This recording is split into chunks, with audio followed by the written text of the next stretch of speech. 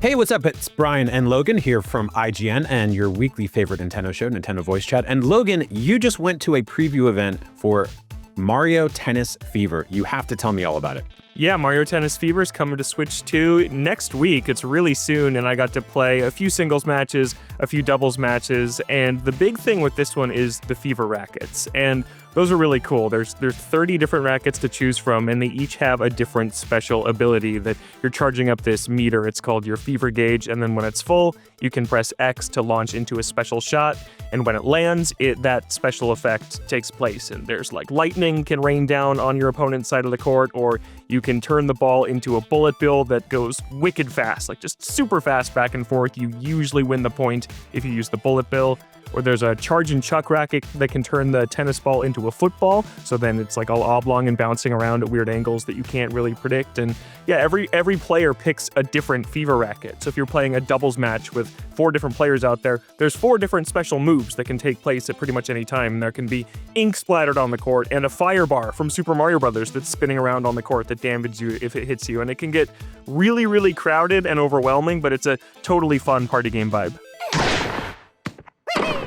Awesome. I mean, all of that should be a disqualification worthy and highly illegal, but it sounds really fun. How does it sort of compare to the legacy of this series? Because I know like this has been a sort of like a side of the franchise that has been going on for a long time, and I don't know if people really expected that this one would be here so soon, but there's a lot of nostalgia for the old Mario Tennis games.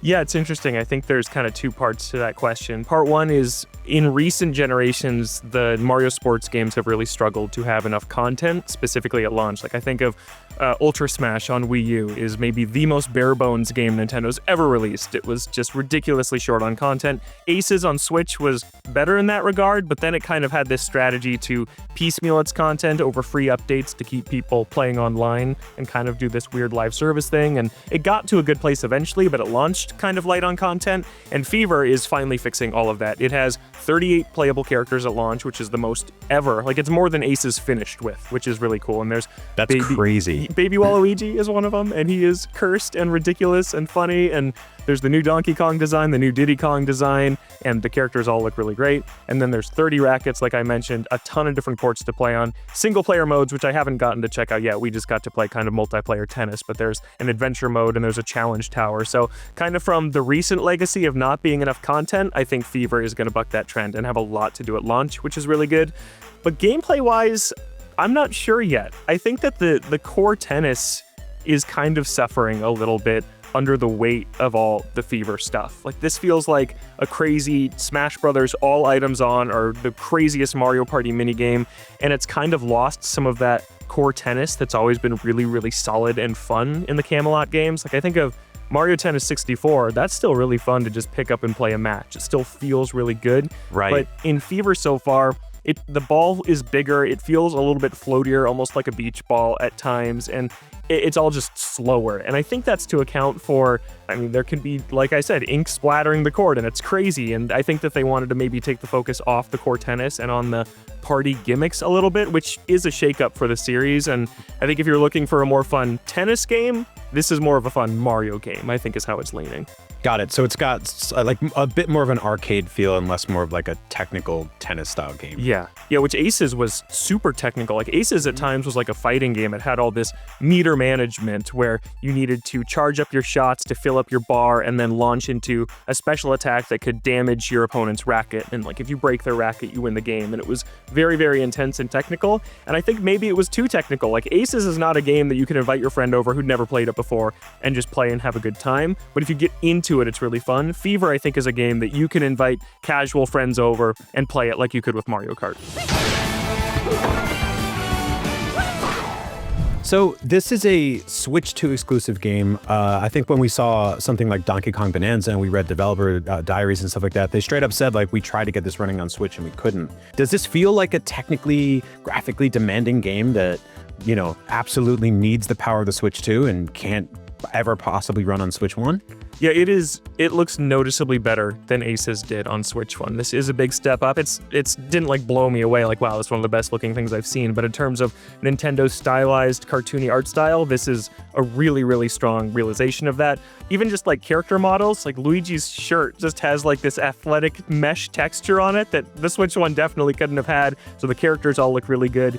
And something I really noticed was just the crowd looks really nice. They looked really fuzzy in the last couple of games, but they're really nicely detailed models, and like they follow the ball. Like they watch the whole crowd, and there's like cameramen that are like following the ball with their cameras. And I think the last couple of games pushed the crowd off to the side a lot, and they had a lot of this empty space between the court and the crowd, but this one pushes the crowd kind of right up to the sideline, so there's a lot more going on because the Switch 2 can handle that. So yeah, like it's not super next gen, but there's these little details you notice that look a lot better. That's awesome. Yeah, it's been fascinating watching Nintendo sort of like slowly reach the internal standards of what a 4K game should look and play like, and they started being like, well, what if we had like gene textures and bristles and individual mustaches. Exactly. And now it seems like they're getting a lot more fun and comfortable with it.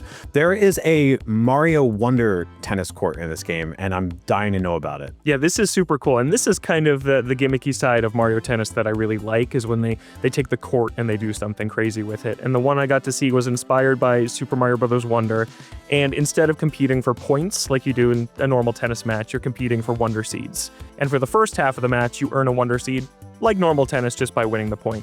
But then halfway through the match, the server hits a Wonder Flower that appears over the net, and a Wonder Effect takes place. And the marching, singing piranha plants from Mario Wonder's second level pop out of warp pipes, and they're like walking all around the court.